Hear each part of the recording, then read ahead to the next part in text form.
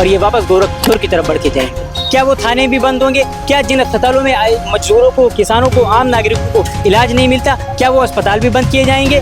200 विद्यालय मर्जर में शामिल हैं। आज हम सब लोग धरने पे बैठे हैं कि इस मर्जर को रोक लगा दी जाए। अभियान चलाना चाहिए कि बच्चे ज्यादा से ज्यादा स्कूलों में प्रवेश लें, तो मुख्यमंत्री और सरकार के आवास पर भी ताला लगेगा।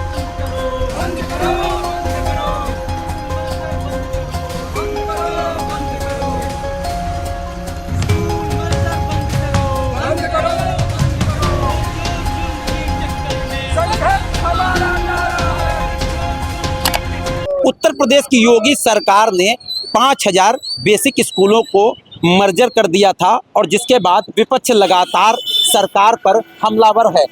सबसे पहले कांग्रेस पार्टी ने प्रदर्शन किया और सरकार ने जो कदम उठाया है उसकी आलोचना की और उसके बाद अब समाजवादी छात्र सभा के जो नेता हैं वो सड़कों पे उतरे हैं और हम आपको दिखा सकते हैं वो जिला बेसिक शिक्षा अधिकारी कार्यालय के बाहर जो है स्कूल मर्जर के खिलाफ नारेबाजी कह रहे हैं कि स्कूल मर्जर जो है वो बंद होना चाहिए। सीतापुर की अगर जो बात करें तो सीतापुर में करीब 200 स्कूलों को मर्जर कर दिया है और वहाँ पे पढ़ने वाले बच्चे जो है अब वो दूसरे विद्यालय में पढ़ने जाएंगे। आज समाजवादी छात्र सभा के नेता यहाँ पे पहुंचे, उन्होंने बीएसए कार्यालय में पहले तो ताला जड़ दिया और उसके बाद वो नारेबाजी करने लगे। आपको दिखा सकते हैं तस्वीरों में, देखिए समाजवादी जो छात्र सभा के जिलाध्यक्ष शिवम सिंह है और उनके साथ तमाम सारे कार्यकर्ता यहाँ पे मौजूद हैं और नारेबाजी कर रहे हैं। हाथों में उनके ताला है जो मर्जर के खिलाफ है कि मर्जर जो स्कूलों में ताला लगाया गया है उसको लेके वो लगातार आंदोलन। इस समय हमारे साथ शिवम सिंह है, समाजवादी छात्र सभा के जिलाध्यक्ष, जिनसे बात करना चाहते हैं। शिवम जी, क्या कहना है आपका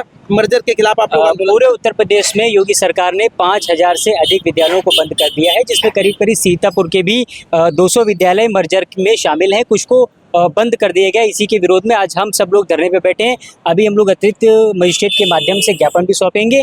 सीतापुर बीएसए ने आदेश जारी किया जिसके कारण जनपदों के लगभग 200 के करीब विद्यालयों पर ताला जड़ दिया गया। आज हम लोगों ने भी उनके कार्यालय पर ताला जड़ करके उन्हें ये कम से कम एहसास दिलाया है कि आपने जिन बच्चों के स्कूलों पर, प्राथमिक विद्यालयों पर ताला जड़ा है, उन मासूम बच्चों के दर्द को, मर्म को, अभिभावकों की पीड़ा को कम से कम आप भी महसूस करो कि जब किसी के विद्यालय पर, दफ्तरों पर ताला लगता है तो उन्हें कैसा महसूस होता है। बाबा साहब डॉक्टर भीमराव अंबेडकर जी ने हम सबको शिक्षा का अधिकार दिया, हम सबको मौलिक शिक्षा का अधिकार मिला।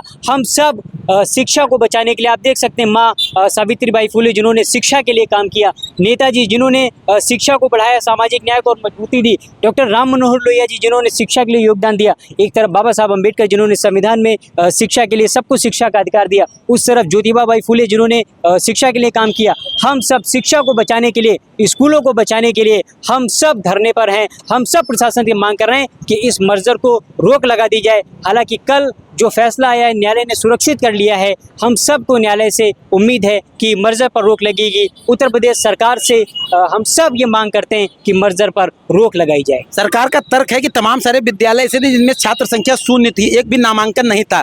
ऐसे विद्यालय बंद किए जिनमें छात्र संख्या बिल्कुल नहीं थी, उनको मर्ज कर दिया गया है। आसपास के स्कूल में कहीं दूर मर्ज नहीं किया गया है और शिक्षा को इससे बढ़ावा मिलेगा। तमाम सारी व्यवस्थाएं सरकार और अच्छी करेगी, सरकार का ऐसा कहना है। विद्यालयों में अगर बच्चों के एडमिशंस की, दाखिलों की संख्या कम थी तो सरकार को अभियान चलाना चाहिए कि बच्चे ज्यादा से ज्यादा स्कूलों में प्रवेश लें।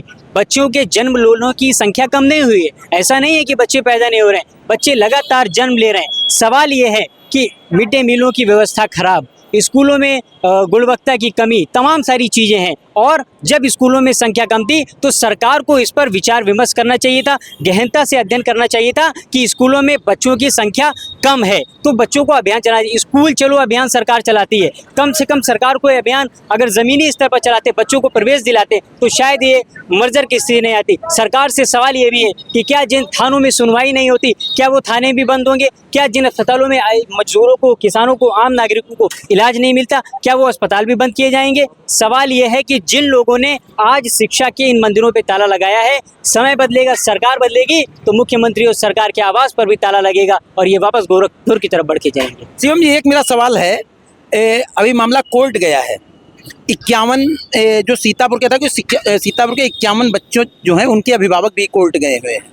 क्या लगता है आपको कि जो बच्चे हैं उनके अभिभावक कोर्ट जाएंगे, क्योंकि जो बेसिक स्कूल में बच्चा पढ़ता है उसके परिवार वाले उसको कपड़ा और जूता चप्पल और मोजा नहीं दे पाते हैं और वो कोर्ट जाएंगे, लाखों रुपए की फीस उन्होंने अदा की है वकील की। क्या लगता है कि बच्चे ही अभिभावक गए हैं? न्याय के लिए आप सोचो, न्याय के लिए लोग सरकार के पास नहीं है, न्याय के लिए लोग कोर्ट के पास गए। लोगों को न्यायालय पर भरोसा है और न्यायालय ही है जो हम लोगों को राहत देगा, न्यायालय ही है जो इस समस्या का समाधान करेगा। सवाल ये नहीं है, सवाल ये है कि जो बच्चे, कोई बच्ची है छोटी सी 3-4 से 4-5 साल की, वो 5 किलोमीटर 6 किलोमीटर 4 किलोमीटर स्कूल कैसे जा पाएगी? सरकार अगर कुछ 4-5-6 किलोमीटर की जो बात कहें, सरकार का कहना है 500 मीटर और 1 किलोमीटर के अंदर ही सारे स्कूल मर्ज किए गए हैं। सरकार ने उन स्कूलों को चिन्हित कर लिया है, सरकार ने एक सूची बना ली है, सरकार ने तय कर लिया है कि किन स्कूलों को बंद किया जाएगा। सरकार कुल मिलाकर के स्कूलों को बंद करना चाहती है। इसी तरीके से इन्होंने मदरसों को पहले जांच के में ला करके खड़ा कर दिया कटघरे में, मदरसों को बंद किया।